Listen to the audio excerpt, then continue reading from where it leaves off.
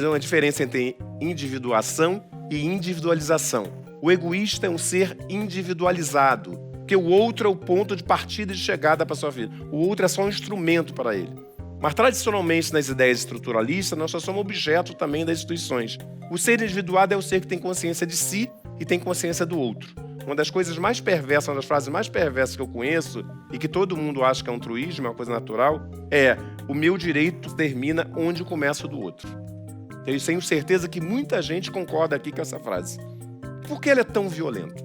Porque se o meu direito termina onde começa o do outro, o outro é meu oponente, o outro é meu antagonista, o outro eu tenho que disputar a ampliação do meu direito, reduzindo o direito dele. Então eu não reconheço que nós possamos viver nosso direito juntos. O fundamental é reconhecer que o direito é coletivo e que nós devemos tentar explicitá-lo não no conflito e que não necessariamente através da violência, mas reconhecer a possibilidade de partilhado. Por isso tem que ter empatia. Por isso que não existe nenhuma relação entre querer viver o meu direito, querer ser sujeito, mas deixar de reconhecer o outro. E empatia é que nos torna efetivamente bondosos, generosos, amorosos, que são palavras fundamentais, generosos, amorosos, bondosos, que a gente esqueceu dessas palavras no âmbito da política pública. E nós precisamos assumir essa dimensão de reconhecimento do outro, né?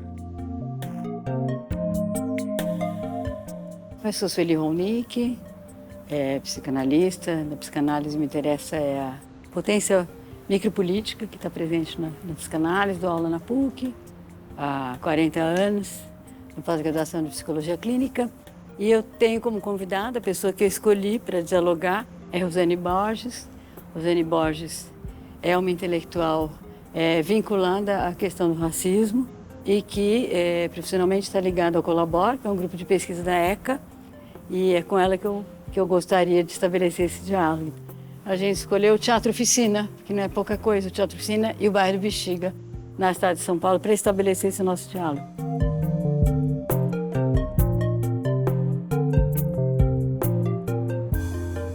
Cá estamos nós, né? Tudo bom? Teatro, Oficina, tudo bem. Bom te reencontrar por aqui. Tudo bem. Um centro, enfim, espaço público aberto, num dia calorento, caloroso. E esse calor também é resultado desse abuso, né? Da vida, não só da vida humana, que está na base mesmo desse regime no qual nós estamos vivendo há 5 séculos. Então, esse calor é a prova, o Covid também, né? Então, são muitas pandemias que não são à toa, né? De um esgotamento de muitas coisas, de um extrativismo terrível, né? O abuso da vida é a base do modo de existência nesse regime, né? Abuso da vida humana, que a gente está mais do que claro, mas é abuso da vida em todos os sentidos, em todos os elementos que compõem a biosfera, né? É uma ignorância total, né? Em relação ao fato que a gente é parte de uma ecologia. Parece que é uma surdez geral, né? Generalizada. Quando eu ouço as pessoas, vejo as pessoas ouvindo mais o Krenak, agora que o Krenak está aí, né? Enfim, há muito tempo, há mais de 30 anos nessa luta, a gente pensa assim, será que realmente essas vozes serão ouvidas, né? Que propõem outras formas da nossa relação com a biosfera, né? Povos quilombolas, né? Mulheres negras. Porque aí não só você está ouvindo essa voz de alguém que vem dessa outra cultura, indígena, né? Mas você está podendo ouvir o que essa voz traz, daquilo que nós temos que aprender porque nós estamos destituídos, do acesso a essa sensação de fazer parte de uma ecologia, né? Ambiental, social. Essa é a doença, né? Essa é a doença, é a grande doença. É essa doença que nos permite abusar da vida, o bel prazer, para fins que não são o da vida recobrar seu equilíbrio. Esse é um movimento, né? Eu lembro muito quando aquelas manifestações do Chile fizeram um recado muito claro das pessoas para o Pinheira: nós não queremos ser forçados a viver essa vida que vocês estão nos obrigando a viver. Muito interessante lembrar do Chile, né? Porque é um exemplo de movimento social que a gente está vivendo, e nisso acho que tem uma coisa muito interessante acontecendo, que a reivindicação ela não é só no plano tradicional da política, que é muito importante, né? Na macropolítica, que é reivindicar uma distribuição mais igualitária, né? Mais de acesso aos direitos, né? Até o direito de existir, né? Exatamente. Mas tá se introduzindo uma outra dimensão da resistência, que é também reivindicar, não só reivindicar, mas agir no sentido de mudar um modo de existência que dá consistência existencial para isso que a gente está vivendo. E isso aparece. Não aqui e agora, né? Porque eu acho que é isso que é legal, né? Dessas resistências micropolíticas que tomam corpos e subjetividades para dizer a gente não espera a promessa, né? Mesmo o que está... Eu, pelo menos, na minha juventude, tive muito isso, né? Movimento estudantil, aquele ideário, né, do socialismo, do comunismo, do paraíso, né? Mais para frente, a partir de uma revolução. E, na verdade, esse devir revolucionário que todos esses corpos... E essas pessoas vão manifestando dizendo isso, né? Eu quero... E resistir a isso não é só dizer eu sou contra. A resistência diz assim que, pelo seu arranjo individual, você pode oferecer algo que perturba o que a gente chama de macropolítica, as estruturas, né? Porque assim, acho que faz muito sentido você estar falando, porque um regime, seja ele qual for, capitalismo, qualquer outro, ele é uma abstração, né? Ele se encarna no modo de existência. Exatamente. Né? E no modo de existência em que se encarna esse regime, tem uma doença que é a base, né? Que é essa surdez, né? Como você falou, não escuta. O que não escuta? Não é que não escuta o conteúdo do que está sendo dito. Até isso está complicado porque você acredita em qualquer bobagem. Mas você acredita em qualquer bobagem porque não está escutando o efeito que aquilo faz no teu corpo. Exatamente. E essa escuta está bloqueada. E é isso que permite que em vez de a gente agir em função do que a vida está pedindo, que a gente está escutando, que está lá no corpo, está nos afetando, né? Tá com já o jeito que me afeta, eu sei que isso não está bom, nesse jeito a vida está sufocada, em vez de agir para criar alguma coisa, para recuperar o equilíbrio, a gente age na direção de deixar a vida ser abusada com o nosso próprio gozo. E procura transformação, parece assim, numa esfera que está radicalmente exterior a mim, né? Porque essa é a minha vida pessoal, individual, e parece que não se relaciona a nada, né?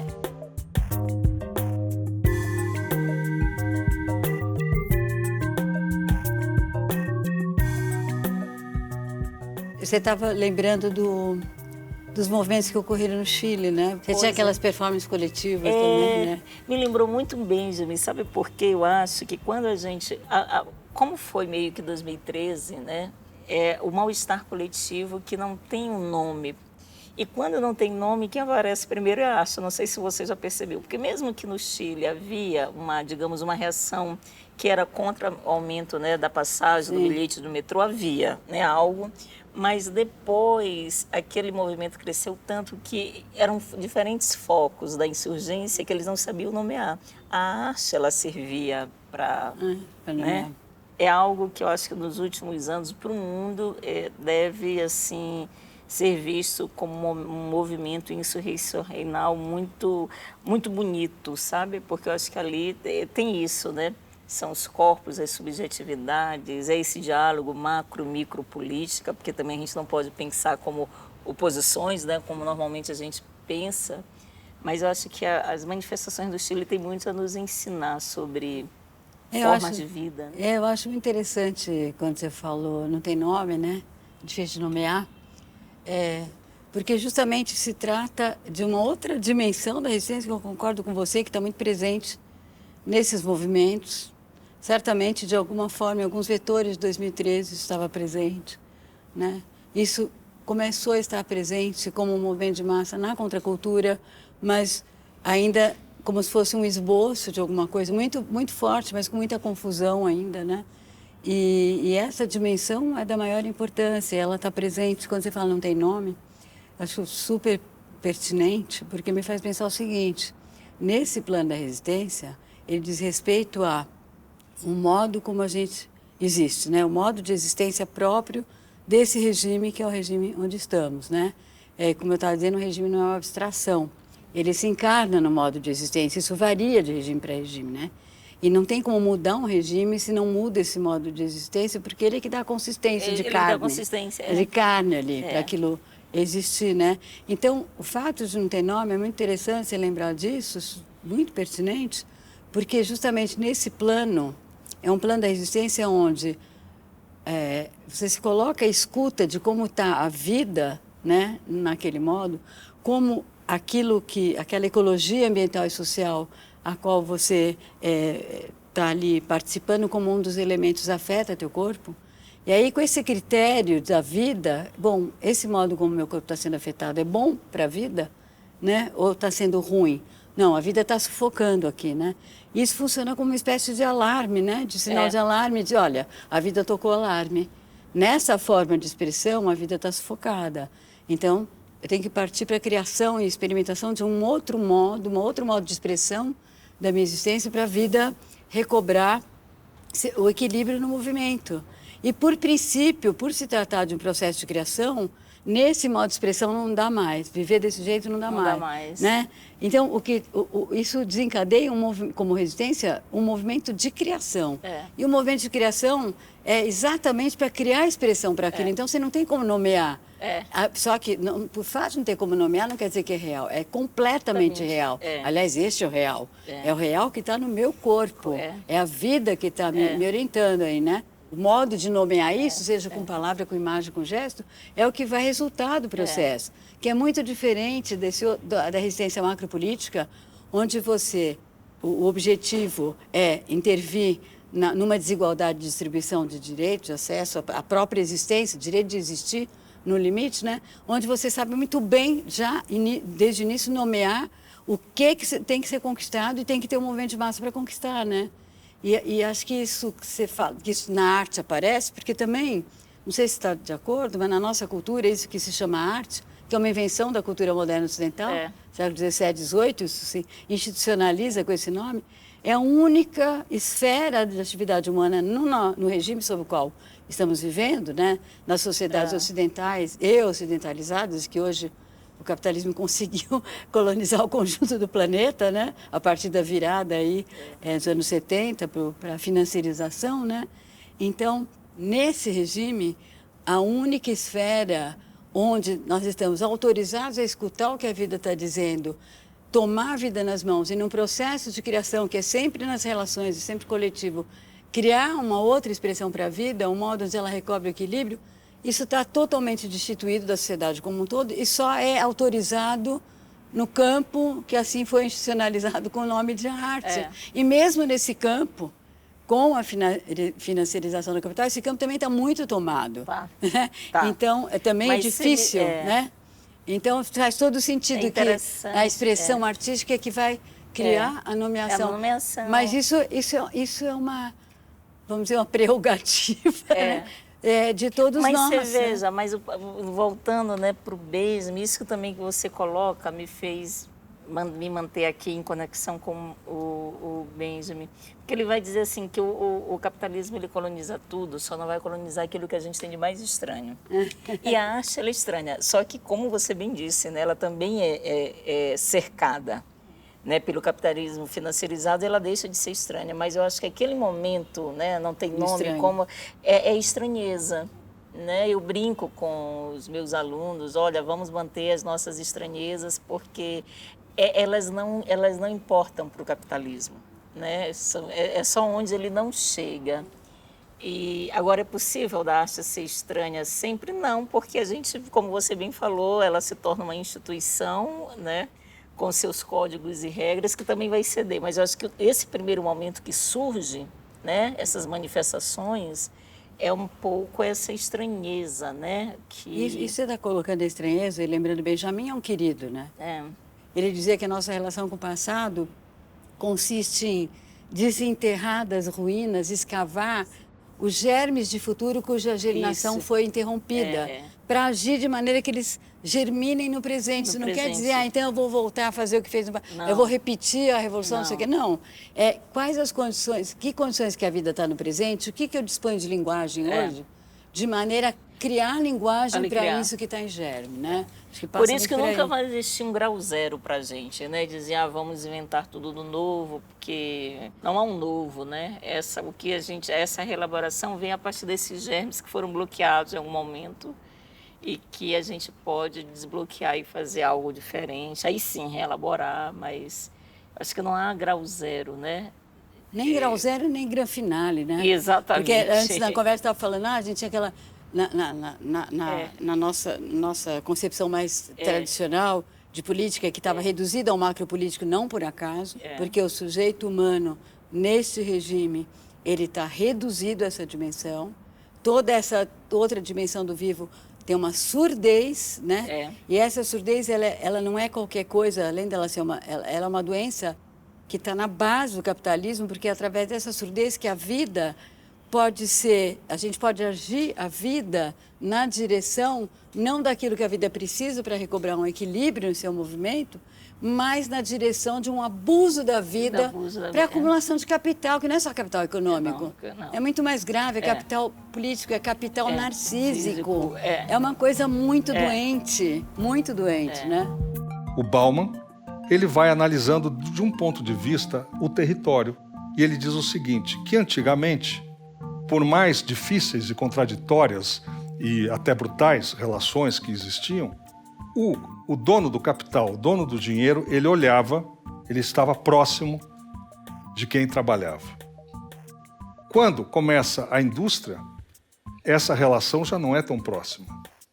Imagine então, quando começa o capitalismo financeiro, essa relação do dinheiro com o território, o dinheiro se desterritorializa completamente.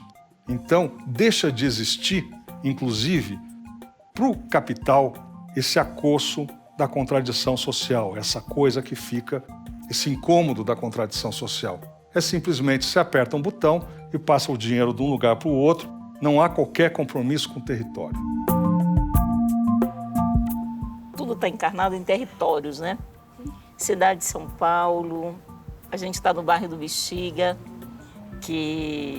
ou Bela Vista, para quem acha que é um termo mais bonitinho, mas que é um bairro negro, mas que se impôs para todo o Brasil, né, como um bairro italiano, né? Isso a gente vê como também essas, digamos, possibilidades de resistência e das mudanças, né? O território ele é importante, né? Principalmente uma cidade como São Paulo, né, Sueli? Eu acho que São Paulo ela sintetiza.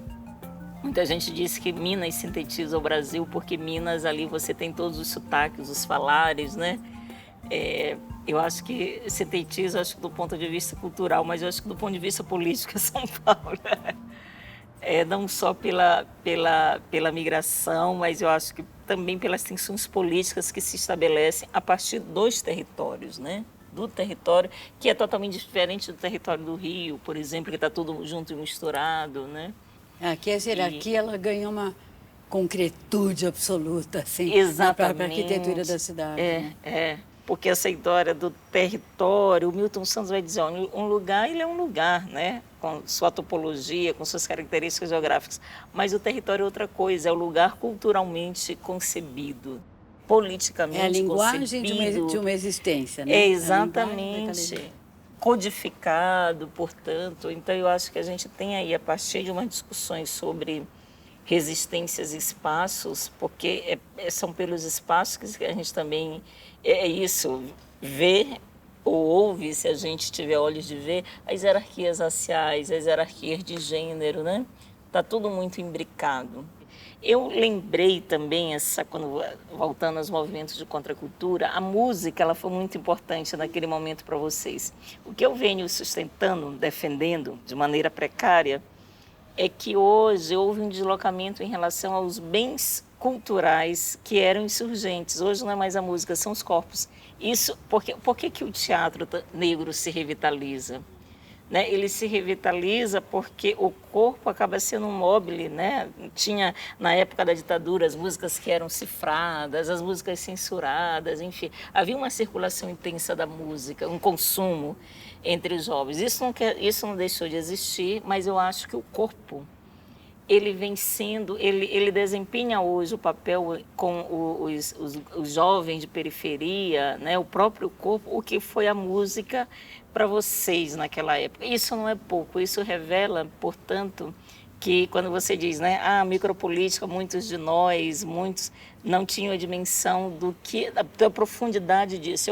Eu diria, vou arriscar, que se deu mais uma volta no parafuso nesse movimento micropolítica, e quando se dá mais movimento no parafuso, a destituição daquele sujeito burguês, né, da sala de jantar, vai mais profunda, porque assim é de pensar, inclusive, outros sujeitos e sujeitas, outras corpas, né? Eu acho que eu mesma fiz graduação no momento em que se dizia por uma universidade pública de qualidade. Hoje é o quê? Na universidade vai ter preta, gorda, trans, cis. Isso eu acho que é importante. Não, eu concordo totalmente com você. Esse parafuso deu uma volta irreversível, né? Se a gente pensar essa coisa do corpo que você traz, por exemplo, a mulher no feminismo, macropoliticamente ela pode ser uma ativista, uma militante do feminismo sem cruzes, né? Mas micropoliticamente, vamos pensar que o feminismo é uma cena com dois personagens, né? Personagem mulher e homem, dentro da cena do machismo, né? Tá. Vamos pensar que isso é uma pecinha de teatro com dois personagens, né? E nessa pecinha de teatro eu continuo ocupando o mesmo lugar, embora em termos de direitos eu esteja reivindicando uma mudança, né? Meu sujeito se expressa da mesma forma, o sujeito homem se expressa da mesma forma e a ceninha continua. Imagina se estamos encenando essa peça há 500 anos, com várias variações ao longo dos 500 anos, né? E, de repente, essa mulher, junto com outras mulheres, dá conta que esse personagem de mulher ele é completamente sufocante, insuportável, aterrorizador, né? E aí ela começa a se reinventar. E ela chega na pecinha de teatro como um outro personagem, tomando o que você trouxe do corpo, desse parafuso. É um outro personagem. O personagem homem nessa cena não tem como prosseguir, porque mudou. O script mudou. Aí ele vai ter duas possibilidades, vai ter milhões, mas os dois extremos. Ou ele vai reagir se dando conta, naquele estranhamento que se produziu ali, que o papel de macho para a masculinidade dele, se for o caso, né? Porque aí já tem outra discussão, é completamente sufocante, esta forma de expressão, seja da masculinidade, seja da sua mistura com diferentes graus de feminilidade, é sufocante. Ele pode aproveitar aquele contexto que se produziu ali para também entrar num processo de reinvenção. Ou o extremo oposto. Ele vai ficar tão sem recurso, se ele estiver completamente destituído de escuta para a vida no corpo dele, ele vai ficar tão ameaçado, porque ele está tão grudado nesse personagem como se fosse a verdade absoluta, a essência dele, que aí é o feminicídio, né? Acho que o que está acontecendo é o contra-ataque, porque esse parafuso rodou mesmo. E não estão suportando. Rodou demais para isso. Mas vamos indo, né? Adorei, querida. Vamos indo. Foi ótimo. Vamos. A vida continua. Continua e seguimos nessa conversa, né? Vamos seguir nessa conversa. Mas foi ótimo. Dá um livro, viu?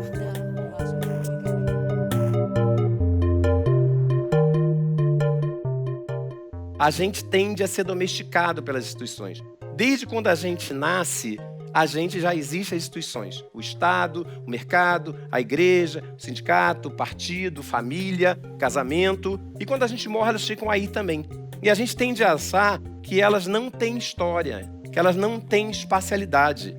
Nem todos os estados, nações, nem todas as nações, nem todos os territórios têm o mesmo tipo de estado, nem o mesmo tipo de família, nem o mesmo tipo de mercado, nem o mesmo tipo de estrutura sindical, mas a gente continua a achar que é universal. Que a família é universal, o casamento é universal, e que tudo não tem história. Tem até uma frase famosa que está atrás de placa de carro no Rio, que diz: família é uma construção de Deus. E quando a família é a invenção de Deus, é uma construção de Deus, logo ela não pode ser mexida. Logo ela tem que ser, não tem história. Logo ela tem que ser de um jeito só. Só que nós somos mais que isso. Nós somos mais do que produto das nossas instituições. Mais que objeto das nossas instituições. Nós somos sujeito das instituições. E para sermos sujeitos às instituições, nós temos que colocar as instituições ao nosso serviço.